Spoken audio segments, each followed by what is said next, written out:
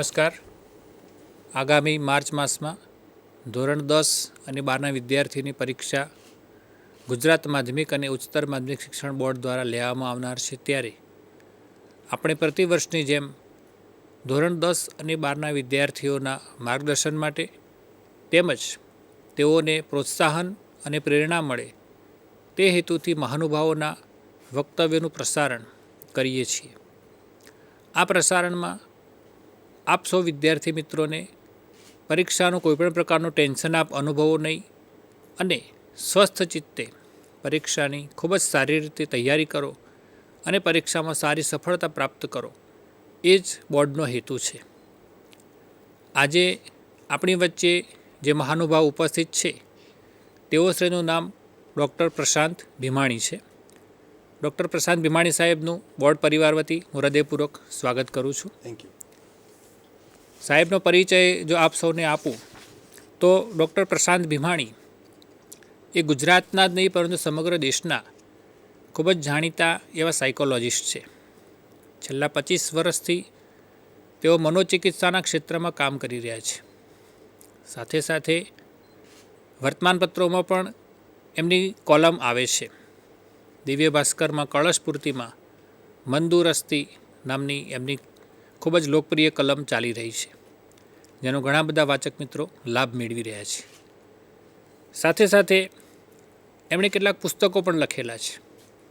એમનું સૌપ્રથમ પુસ્તક એ વ્હાઇટ ટાઈગર નામના પુસ્તકનો અનુવાદ છે, કે જે પુસ્તકને બુકર પ્રાઇઝ પણ મળેલું છે. આ ઉપરાંત એમના અન્ય પુસ્તકોની વાત કરીએ તો મંદુરસ્તી, હું અને તું, પોઝિટિવ પેરેન્ટિંગ અને હમણાં જ પ્રગટ થયેલું એવું હેલ્ધી માઇન્ડ્સ, આ ખૂબ જ ઉપયોગી એવા પુસ્તકો એમણે આપેલા છે કે જે સમાજને ખૂબ જ ઉપયોગી થઈ રહ્યા છે. સાથે સાથે મનોચિકિત્સાને લગતા ઘણા બધા સેમિનાર અને વર્કશોપમાં પણ તેઓ માર્ગદર્શન આપી રહ્યા છે. એટલું જ નહીં પરંતુ રેડિયોની FM ચેનલો ઉપર પણ તેઓ પોતાના કાર્યક્રમો દ્વારા સમગ્ર સમાજને એક માર્ગદર્શકની ભૂમિકા ભજવી રહ્યા છે. 91.1 FM પર દર રવિવારે મન કા રેડિયો વિથ ડૉક્ટર પ્રશાંત ભીમાણી નામનો કાર્યક્રમ તેઓશ્રી દ્વારા પ્રસ્તુત કરવામાં આવી રહ્યો છે, જેનો ઘણા બધા શ્રોતાઓ લાભ મેળવી રહ્યા છે. આ ઉપરાંત અમેરિકન સાયકોલોજીકલ એસોસિએશનના પણ તેઓશ્રી સભ્ય છે. બ્રિટિશ સાયકોલોજીકલ સોસાયટી તરફથી પણ તેઓને ગુજરાતના સૌપ્રથમ ચાર્ટર્ડ સાયકોલોજિસ્ટ તરીકેની પસંદગી કરવામાં આવેલી છે. તો આવા નામાંકિત મનોચિકિત્સક ડૉક્ટર પ્રશાંત ભીમાણી સાહેબ આજે આપણી વચ્ચે ઉપસ્થિત છે. પુનઃ સાહેબનું સ્વાગત કરીએ છીએ અને આપ સૌ સદભાગી છો કે આપને તેઓશ્રી દ્વારા માર્ગદર્શન આપવામાં આવનાર છે. હું ડૉક્ટર પ્રશાંત ભીમાણીને વિનંતી કરીશ કે સાહેબશ્રી આપ અમારા વિદ્યાર્થી મિત્રોને માર્ગદર્શન આપો. થેન્ક યુ રાજગોર સાહેબ, પરિચય આપવા બદલ. વિદ્યાર્થી મિત્રો, પરીક્ષા હવે એકાદ મહિનાની અંદર જ છે. પરીક્ષાના સ્ટ્રેસ માટેનો સૌથી પહેલી વાત જો હું તમને કરું તો તમે ખાસ એટલું જ યાદ રાખજો કે હવે માત્ર એક જ મહિનો બાકી છે. એક મહિના પછી જે તમે આટલા મહિનાઓથી ચિંતા સેવી છે બધી જતી રહેવાની છે. એટલે સૌથી અગત્યની વાત એ છે કે એક મહિનો છેલ્લો તમારે મહેનત કરવાની છે. આ મહેનત જે છે એ બહુ હળવાશથી અને છેલ્લે તમે જે કંઈ પણ વાંચો, લખો, સમજો, ભણો, એની એક રીત બહુ મહત્ત્વની છે. એ તમારે ખાસ ધ્યાન રાખવાની છે. હું પહેલાં એની વાત કરું. ઘણા બધા છોકરાઓ કે સ્ટુડન્ટ્સ જે હોય છે એમને એક પ્રશ્ન એવો ઊભો થાય છે મિત્રો કે હું બહુ જ મહેનત કરું છું પણ પરીક્ષા સમયે કશું મને યાદ રહેતું નથી, બધું ભૂલી જવાય છે. અથવા તો પરીક્ષા ખંડની અંદર જ્યારે હું જઉં ત્યારે અને પરીક્ષા આપવા બેસું, જેવું લખવા બેસું, પેન હાથમાં લઉં કે તરત જ હું બધું ભૂલી જાઉં છું. આવું ઘણી બધી વખત કેટલા બધાને થતું હોય છે. હોશિયાર હોય છે છોકરાઓ, છતાં પણ આવું થાય છે. તો આની પાછળની સૌથી મોટી જે વાત છે એ હોય છે કે આ પ્રકારના વિદ્યાર્થીઓને પરફોર્મન્સ એન્ઝાયટી નામની તકલીફ હોય છે. દેટ મીન્સ કે છેલ્લી ઘડીએ જે ચિંતા, વ્યગ્રતા, જે તણાવ જે છે એ બ્લોક કરી દે છે, બધા વિચારોને બહાર આવતા અટકાવે છે.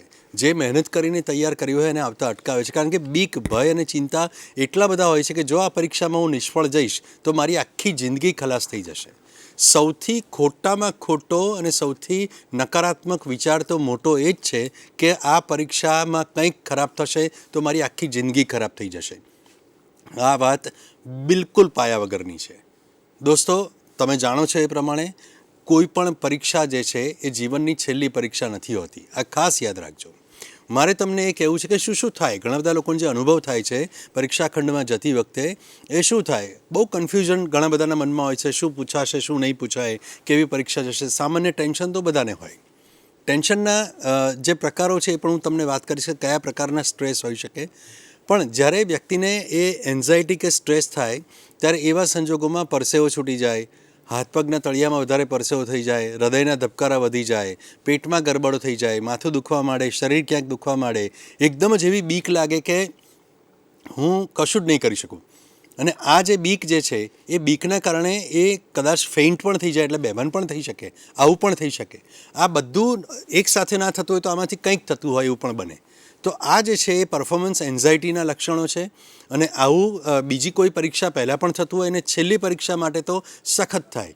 તો આ જે છે બધા કોમન લક્ષણો છે જે પરીક્ષા પહેલાં ઘણા બધા વિદ્યાર્થીઓને અનુભવાતા હોય છે. પણ દોસ્તો, સ્ટ્રેસ જે છે ને એ બે પ્રકારના છે. એક છે એ યુ સ્ટ્રેસ અને બીજું છે ડિસ્ટ્રેસ. મેં હમણાં જે વાત કરી ને એ ડિસ્ટ્રેસની વાત કરી. એનો અર્થ એવો થયો કે એક પોઝિટિવ પ્રકારનું સ્ટ્રેસ છે ને બીજું નેગેટિવ પ્રકારનું સ્ટ્રેસ છે. મેં જે હમણાં વાત કરી એ નેગેટિવ પ્રકારનું સ્ટ્રેસ છે. એટલે કે એ સ્ટ્રેસની માત્રા એટલી બધી વધી જાય છે કે એક વ્યક્તિનું શરીર એને સહન કરી શકતું નથી. અને એના માટે શરીર આ બધી પ્રતિક્રિયાઓ આપે છે. ચિંતાના કારણે બોડીની અંદર એટલા બધા રસાયણોમાં ફેરફાર થાય છે કે જેને કારણે શરીર આવી પ્રતિક્રિયાઓ આપે છે. એ પ્રતિક્રિયાઓ એટલે ગભરામણ, બેચેની, મૂંઝવણ, ધ્રુજારી, આ બધી પ્રતિક્રિયાઓ કહેવાય. હવે આપણે ડિસ્ટ્રેસ તરફથી યુ સ્ટ્રેસ તરફ જવાનું છે. એટલે કેવી રીતે જઈ શકાય? બહુ સરળ છે. ઘરે તમારા મમ્મીને પૂછો કે કોઈ મહેમાન આવવાના હોય, 5 જણા આવવાના હોય કે 10 જણા આવવાના હોય અને રસોઈ બનાવવાની હોય, તો એવા સંજોગોમાં એ રસોઈ માટે જે તૈયારી કરે અને એના માટે જે સામાન્ય સાહજિક જે મનની અંદર ચિંતા થાય એને યુ સ્ટ્રેસ કહેવાય. જે પોઝિટિવ ચિંતા છે, જે જરૂરી ચિંતા છે. પણ મહેમાન આવશે અને ખાવાનું ખૂટી જશે તો મારું કેવું લાગશે, શું થશે, આવો જો સતત વિચાર કર્યા કરે તો એ ડિસ્ટ્રેસ છે, નેગેટિવ ચિંતા છે. આપણે યુ સ્ટ્રેસમાંથી ડિસ્ટ્રેસ તરફ ઢળી ના જઈએ એના માટે એટલું જ ધ્યાન રાખવાનું કે આના માટે પ્રોપર પ્લાનિંગ કરવું જરૂરી છે. જો તમે તમારા વાંચવાનું, ભણવાનું અને બીજી બધી રીતે પ્રોપર પ્લાનિંગ કરેલું હશે તો આ કોઈ તકલીફ તમને થશે નહીં. અને એટલું મનમાં હંમેશા ધ્યાન રાખજો કે યાદશક્તિ જે છે ને એ નેચરલ હોય છે અને એના માટે પ્રયાસ કરવા પડે છે. કોઈ પણ ચમત્કારિક એવા શોર્ટકટમાં મહેરબાની કરીને માનશો નહીં. હું તમને યાદશક્તિ પાછળનું મનોવિજ્ઞાન કહું છું. યાદશક્તિ જે છે એ બે પ્રકારની હોય છે. એક લાંબા ગાળાની સ્મૃતિ અને બીજી ટૂંકા ગાળાની સ્મૃતિ. આ મુખ્ય બે પ્રકારો છે. જ્યારે આપણને કોઈ વ્યક્તિ એનો ફોન નંબર કહે છે ત્યારે ફોન નંબર તરત આપણે 1-2 સેકન્ડ માટે યાદ રાખીએ છીએ અને લખી લઈએ છીએ. પછી 5 મિનિટ પછી કોઈ આપણને પૂછે તો ફોન નંબર યાદ નથી રહેતો. તો આ જે કોઈ પણ જે વિગત છે એ વિગત થોડાક જ સમય માટે આપણા મનમાં જાય, સ્મૃતિમાં જાય અને પછી તરત એ વિલીન પણ થઈ જાય, એ ભૂસાઈ પણ જાય. તો આવી આ જે તરત જતી રહે છે એને આપણે ટૂંકા ગાળાની સ્મૃતિ, શોર્ટ ટર્મ મેમરી કહીએ છીએ. શોર્ટ ટર્મ મેમરી પણ જરૂરી જ છે, આપણે રોજિંદા જીવનમાં એનો ઉપયોગ કરીએ છીએ, પણ પરીક્ષા માટે જરૂરી છે એ છે long term memory. Long term memory એટલે કોઈ પણ વિગત જે છે, તમે કોઈ પણ માહિતી, વિગત કે કોઈ પણ ઘટના, બનાવ, જે કંઈ પણ જોયું હોય, વાંચ્યું હોય, સમજ્યા હોય તે લાંબા સમય સુધી મનની અંદર યાદ રાખવાની જે રીત છે અથવા તો યાદ રાખવાની જે એક આખી મનની જે એક આખી પદ્ધતિ છે એને લોંગ ટર્મ મેમરી કહેવાય છે. હવે લોંગ ટર્મ મેમરી, લાંબા ગાળાની જે સ્મૃતિ છે એ પાછી થોડી સમજવા જેવી છે, ઇન્ટરેસ્ટિંગ છે. ધારો કે તમે એના બી 3 તબક્કાઓ છે. 3 તબક્કામાં લાંબા ગાળાની સ્મૃતિ જે છે એ કામ કરે છે. માની લો કે તમે કંઈ વાંચો છો કે કંઈ બોર્ડ પર શિક્ષક ભણાવે છે, સમજો છો, ત્યારે એવા સંજોગોમાં એ બધી જ બાબતો તમારી આંખ દ્વારા, કાન દ્વારા એટલે કે ઇન્દ્રિયો દ્વારા મગજ સુધી પહોંચે છે. આંખ દ્વારા અક્ષી ચેતા દ્વારા મગજ સુધી પહોંચે છે. કાન દ્વારા જે છે એ ઓડિટરી નર્વ દ્વારા મગજ સુધી પહોંચે છે. ઓપ્ટિક નર્વ અને ઓડિટરી નર્વ જે છે એ બ્રેઇન સુધી એ બધી વિગતોને પહોંચાડે છે, એ સંકેતોને પહોંચાડે છે. એટલે આને સંકેતાંકન કહેવાય. એટલે એને એન્કોડિંગ કહેવાય. આ પહેલી પ્રક્રિયા છે કે જે તમે વાંચવાની પ્રક્રિયા કરો છો ત્યારે આપણા શરીર અને મન સાથે આવું થાય છે. આ એન્કોડિંગ થવું બહુ જરૂરી છે. આ પ્રાથમિક ઘટના છે. કોઈ પણ બાબત યાદ રાખવાનું પહેલું પગથિયું છે, પહેલું સોપાન છે. બીજું જે છે એ છે રિટેન્શન, એને ધારણ કહીએ છીએ. આ ધારણની પ્રક્રિયા એટલે મગજની અંદરના મેમરી સેલ્સમાં એ વિગતો ત્યાં એનો સંગ્રહ થાય અને લાંબા સમય સુધી ત્યાં રહે, એને ધારણની પ્રક્રિયા કહે છે. રિટેન્શન કરવું, ધારણ કરવું, એને પકડી રાખવું, આ ધારણની પ્રક્રિયા છે. અને ત્રીજી પ્રક્રિયા જે છે એ પુનરાવહનની પ્રક્રિયા છે, એને રિટ્રાઈવલ પ્રોસેસ કહીએ છીએ. એટલે કે જ્યારે પરીક્ષામાં કે બીજી કોઈ જગ્યાએ તમને એ વિગતની, માહિતીની કે કોઈ પણ યાદશક્તિની, કોઈ પણ મુદ્દાની તમને જરૂર પડે, તમે એને એ જે તે સમયે યાદ કરીને પાછું રિપ્રોડ્યુસ કરી શકો, આ રિટ્રાઈવલ પ્રોસેસ છે, આ પુનરાવહનની પ્રક્રિયા છે. હવે કરવાનું છે શું? જો આ ત્રણ પ્રક્રિયા બરાબર થાય તો તમારી લાંબા ગાળાની સ્મૃતિ મજબૂત થાય. મીન્સ કે તમે જે વાંચો છો એ સરસ રીતે યાદ રહે. તો એમાં બેઝિક વસ્તુ એ છે, શરૂઆત આપણે એન્કોડિંગથી કરીએ, સંકેતાંકનથી કરીએ. દેટ મીન્સ કે તમે જે કંઈ પણ વાંચો છો ત્યારે તમારું મન બિલકુલ શાંત જોઈએ. કોઈ બોર્ડ ઉપર કે સ્લેટ ઉપર કંઈ પહેલેથી લખેલું હોય અને એની ઉપર બીજું કંઈ તમે લખવા જાઓ તો તમને સ્પષ્ટ વંચાવાનું છે? નથી વંચાવાનું. એવી જ રીતે તમારું માઇન્ડ જ્યારે ક્લિયર છે, બીજી ચિંતાથી મુક્ત છે, બીજા વિચારોથી રહિત છે, માત્ર ભણવામાં જ ફોકસ છે, કોન્સન્ટ્રેશન તમારું હાઈ છે, એ વખતે તમારું સંકેતાંકન ખૂબ સરસ રીતે થતું હોય છે. અને એક ગુરુ ચાવી તમને કહું, બહુ જ મજા આવે એવી વાત છે કે જ્યારે તમે વાંચવા બેસો છો ને ત્યારે પ્રોબ્લેમ ક્યાં થાય છે ખબર છે? ત્યારે આપણે એવું વિચારીએ છીએ કે ભાઈ આ જે હું વાંચું છું પણ મને પેલા વિષયની તો યાદ નથી અત્યારે, તો એનું શું થશે મારું? એટલે આપણે જે વિષય વાંચીએ છીએ એની બદલે જે બીજો વિષય આગળ ભણી ગયા એના વિશે વિચારીએ છીએ. એટલા માટે પેલી બધી જૂની બાબતો અત્યારની બાબતોની વચ્ચે આવે છે, એટલે પેલું એન્કોડિંગ પ્રોપર થતું નથી. આ બહુ તમને સાયકોલોજીકલ ટેકનિકલ ભાષામાં, સરળ ભાષામાં તમને હું સમજાવું છું કે આપણે જે વાંચવું છે, જે ભણીએ છીએ એ વખતે એવું યાદ રાખો કે મારે માત્ર આ વિષય સિવાય કશું યાદ રાખવું નથી. એમ કરીને તમે જ્યારે તમારા ટાઈમ ટેબલ પ્રમાણે એ વાંચતા હો ત્યારે તમારું માઇન્ડ ધીરે ધીરે ત્યાં પ્રોપર ફોકસ થઈ જાય છે અને એને પણ એક આદેશ મળે છે, સ્વસૂચન મળે છે કે મારે અહીંયા જ ધ્યાન કેન્દ્રિત કરવાનું. તો આવા સંજોગોમાં પેલું એન્કોડિંગ જે છે એ ક્લિયર થાય છે. એનો અર્થ એવો થયો કે પેલા બોર્ડ જે છે એની પરનું બીજું બધું તમે ભૂસી નાખો છો, સ્લેટ પરનું બીજું બધું ભૂસી નાખો છો અને ત્યાં કંઈક નવું લખો છો તો એ સ્પષ્ટપણે વંચાય છે. મગજને પણ આવું સ્પષ્ટ વંચાય એના માટે બીજા બધા જે ઉદ્દીપકો છે, સ્ટિમ્યુલસ છે કે બીજા બધા જે કંઈ વિક્ષેપ કરતા બીજી બધી બાબતો છે એ ન હોવી જોઈએ. એ ક્યાંકનો અવાજ પણ હોઈ શકે, એ કોઈ અજાણ્યું મ્યુઝિક પણ હોઈ શકે, જેમાં બહુ વધારે પડતું એક્સાઇટિંગ મ્યુઝિક પણ હોઈ શકે, અથવા બીજું ઘણું બધું હોઈ શકે. મને ખબર છે તમને સવાલ આમાં થશે કે સાહેબ મ્યુઝિક સાંભળતા સાંભળતા મેથ્સ કરાય? હું કહું છું તમને શું કરવાનું.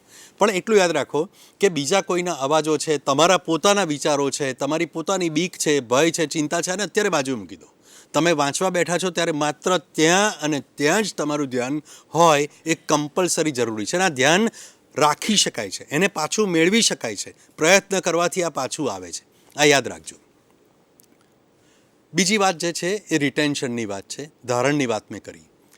આને મજબૂત કરવાનો એકમાત્ર સીધો સાદો વર્ષો જૂનો ઉપાય છે, એ છે પુનરાવર્તન કરીને લખીને તૈયાર કરવું. તે એના માટેની બહુ સિમ્પલ બીજી બધી પણ રીતો છે જે તમે જાણો છો કે સૂત્ર તૈયાર કરવું, મુદ્દાઓની આગળના શબ્દો જે છે એને સૂત્રમાં મૂકવા અને એક સૂત્ર તૈયાર કરીને એને યાદ રાખી લેવું અને પછી પરીક્ષામાં એ બધું લખવું. મુખ્ય મુદ્દાઓ જે છે એના પર વધારે ધ્યાન આપો તમે અને ધીરે એ પ્રમાણે આગળ વધતા જાઓ.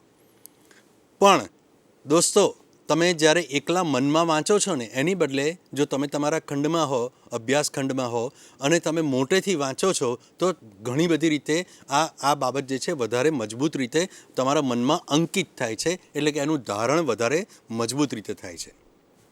એનાથી પણ સરસ એક બીજો ઉપાય એ છે કે તમે બોલતા જાઓ અને લખતા જાઓ, મોટેથી બોલો અને લખો. એટલે 3 વખત તમે 3 times more તમે એક જ પ્રયત્નમાં યાદ રાખવાનો પ્રયાસ વધારે કરો છો.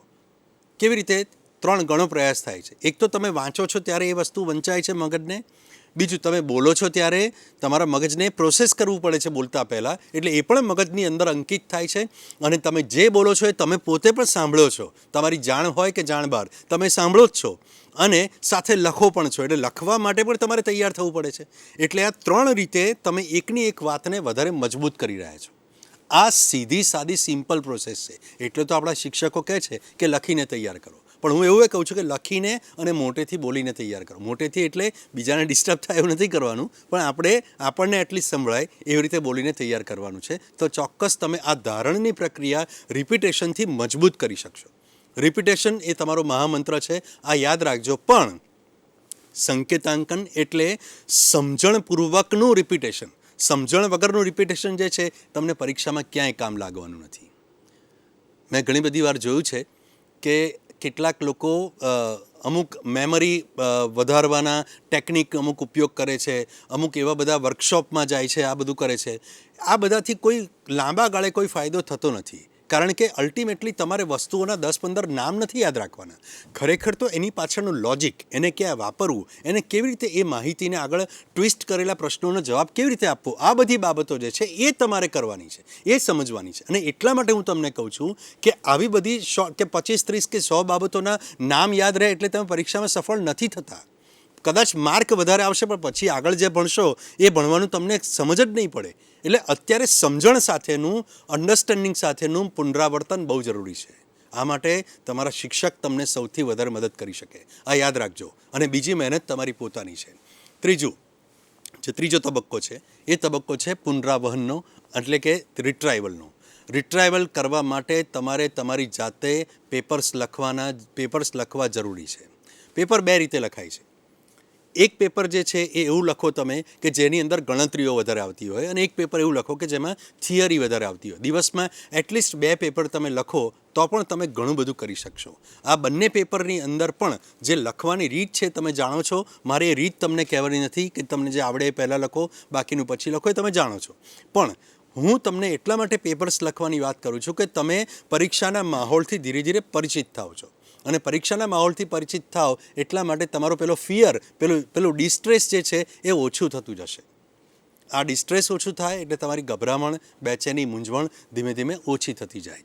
આ ખાસ યાદ રાખો કે આ 3 બાબતો ખૂબ મહત્ત્વની છે. તમારી ક્લેરિટી સાથે, તમારી વાંચવા સાથે, તમારી મેમરી સાથે આ બધી જ બાબતો સંકળાયેલી છે. દોસ્તો, ઘણી વખત એવું બનતું હોય છે કે માતા પિતા જે છે તમને ક્યારેક વધારે ટોકતા હોય એવું બને, ક્યારેક વધારે બોલબોલ કરતા હોય એવું બને કે હવે તો તું વાંચવા માટે સમય ના બગાડ, તું બીજા બધામાં સમય ના બગાડ, વાંચવાનું શરૂ કરી દે, વધારે વાંચ, તારી પાસે આટલા જ દિવસો બાકી છે, આટલા જ કલાકો બાકી છે. મા બાપને પણ હું એમ કહેવા માગું છું કે તમારે પણ આવું કહેવાની જરૂર નથી. પણ દોસ્તો, તમને તો ખબર જ છે કે હવે આટલા જ દિવસો બાકી છે. એટલે તમે તમારું ટાઈમ ટેબલ છે એ વાસ્તવિક બનાવો. પહેલો મારો હંમેશા હું દરેક વિદ્યાર્થીઓને એવું કહું છું કે ટાઈમ ટેબલ છે ને એ કલ્પનામાં બહુ મોટું ટાઈમ ટેબલ બનાવવાની કોઈ જરૂર નથી. કારણ કે એ હંમેશા નિષ્ફળ જતા હોય છે. અને નિષ્ફળ ટાઈમ ટેબલ જે છે ને એ ડિપ્રેશન વધારે છે. એટલા માટે તમે કરી શકો એવી જે વ્યાજબી વાત હોય, અથવા તો જે પોસિબલ જે ટાસ્ક હોય એ તમે કરવા પ્રયાસ કરો. એક દિવસ દરમિયાન તમે શરૂઆત જે છે વાંચવાની, તમે જ્યારે વહેલા ઉઠો કે ગમે ત્યારે ઉઠો ત્યારે એ વખતે તમે શરૂઆત જે છે એ ગણતરીના વિષયોથી શરૂ કરો.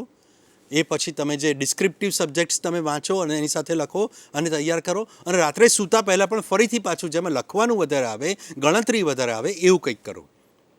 એટલે હું હંમેશા કહું છું કે આને મારી ભાષામાં હું એને સેન્ડવિચ મેથડ કહું છું. દોસ્તો, તમને હું એમ કહું કે આ હું તમને ટમેટું આપું છું, ટમેટું ખાઈ જાઓ. આ હું તમને કાકડી આપું છું, કાકડી ખાઈ જાઓ. આ બાફેલું એક પોટેટો આપું છું, એ ખાઈ જાઓ. પછી એમ કહું કે એક કામ કરો, હવે હું તમને એક બ્રેડની સ્લાઇસ આપું છું, એ ખાઈ જાઓ. તો તમને એમ થાય કે સાહેબ આ શું કહો છો, અમને ખબર નથી પડતી. પણ એની બદલે હું 2 સોફ્ટ બ્રેડની વચ્ચે આ બધું જ મૂકીને તમને આપું તો એક સેન્ડવિચ બને કે નહીં? અને એ તમને વધારે ગમે કે નહીં? તો આ પણ એના જેવું જ છે. આપણું જે બ્રેઇન છે એને પણ શરૂઆતમાં જ્યારે કોઈ પણ બાબત શરૂ કરો ત્યારે તમે મનગમતા વિષયથી કે ટૉપિકથી શરૂ કરો. પછી ભલે અઘરો ટૉપિક આવે એનો વાંધો નથી, અને પૂરું કરો ત્યારે પણ તમે એનો ટૉપિક જે છે તમારા મનગમતો હોવો જરૂરી છે. તમને જેમાં મજા આવે એવું થોડું વાંચો. મને ખ્યાલ છે કેટલાક લોકો એવું કહેશે કે સાહેબ જરાય મજા નથી આવતી, કશું વાંચવા મજા નથી આવતી. કારણ કે આપણે એમાં રસ ઊભો કર્યો નથી. બની શકે કે હજી પણ તમારી પાસે સમય છે. તમારા શિક્ષક પાસે જઈ અને રસપૂર્વક એ બાબત જે કંઈ પણ તમને નથી આવડતી, તમારી ક્વેરીઝ છે, ડાઉટ્સ છે, એનું લિસ્ટ બનાવીને તમે ચોક્કસ જાઓ. મોટાભાગના છોકરાઓને મેં જોયું છે કે એ એમના ટ્યુશનમાં જતા હોય કે સ્કૂલના શિક્ષકો પાસે જતા હોય, પણ એ છોકરાઓ સંકોચના માર્યા, બીકના માર્યા કશું પૂછી શકતા નથી. અને એના કારણે એ લોકો એમનું એમ બધું જવા દે છે. પહેલાં ચેપ્ટરનું ના પૂછ્યું હોય એટલે બીજું ચેપ્ટર પણ સીધું જતું રહે એમને એમ, અને પછી એમ આખું વર્ષ એવી રીતે પૂરું થઈ જાય છે. એટલા માટે જે લોકો હજી શરૂઆતના વર્ષોમાં ભણે છે એ લોકો માટે મારે ખાસ કહેવાનું છે કે તમે અત્યારથી તમારો પાયો મજબૂત થાય એના માટે તમે તમારા શિક્ષકોને પૂછતા રહો.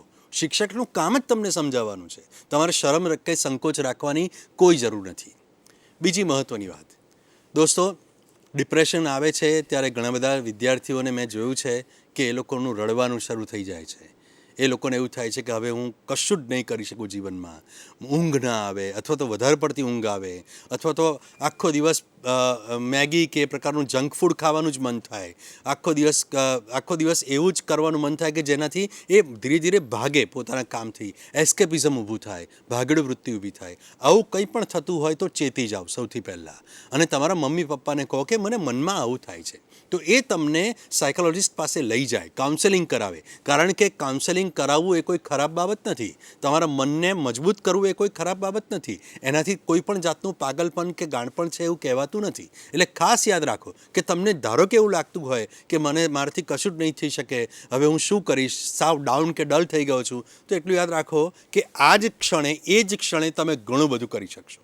એ જ ક્ષણે તમે ઘણું બધું એવું કરી શકશો. કદાચ માર્ક ઓછા આવશે, પણ એ પછીની દુનિયા બહુ મોટી છે. તમને અત્યારે માનનીય સરકારના પ્રયાસોથી એટલી બધી જગ્યાએ એટલા બધા ઓપ્શન્સ ઓપન છે કે હવે પહેલાં જેવું નથી રહ્યું. એટલે મારે ખાસ માતા પિતાઓને પણ કહેવું છે કે પહેલાં જેવા 2 કે 3 વિકલ્પો હવે નથી રહ્યા, ડૉક્ટર, એન્જિનિયર કે CA. બીજા ઘણા બધા અનેક વિકલ્પો છે, અને બાળક જે છે એ પોતાના મનગમતા વિકલ્પમાં જાય એ બહુ જરૂરી છે. મનગમતું ભણે તે બહુ જરૂરી છે. સાયન્સ ભણે તો જ હોશિયાર, અને આર્ટ્સ કે કોમર્સ ભણે તો હોશિયાર નહીં. આ વાત આખી ખોટી વાત છે. આવું સંશોધનોએ સાબિત કર્યું છે. દુનિયાના શ્રેષ્ઠ વૈજ્ઞાનિકો અને દુનિયાના શ્રેષ્ઠ કલાકારો, આ બંને જણા દુનિયાને સરખું પ્રદાન કરે છે, અને દરેક વ્યક્તિનું આ સમાજમાં સરખું સ્થાન છે અને જરૂર પણ છે. તમે જે કંઈ પણ કરો એ નિષ્ઠાપૂર્વક કરો અને પૂરેપૂરું કરો એ બહુ જરૂરી છે. એટલું યાદ રાખો કે હવે તમારે અત્યારે ભણવા માટેનો જે સમય છે એ સમયનો તમે સરસ ઉપયોગ કરો. ટાઈમ ટેબલ મેં કહ્યું તે પ્રમાણે તમારા માટે પણ અડધો કલાક રોજ ફ્રી રાખો. એમાં કશું જ નથી કરવાનું. તમે ટીવી પણ જોઈ શકો, જવું હોય તો વાંધો નથી, કોઈ ખરાબ કામ નથી, પણ મહેરબાની કરીને મોબાઈલની ગેમ્સથી દૂર રહેજો. કારણ કે મોબાઈલની ગેમ જે છે એ તમારી અંદરની અમુક એવી વૃત્તિઓને ભડકાવે છે કે જેને તમે કંટ્રોલ નહીં કરી શકો. એવું એઝ અ સાયકોલોજિસ્ટ હું તમને કહી શકું. તમને ખબર છે હમણાં જ PUBG પર પ્રતિબંધ આવેલો છે.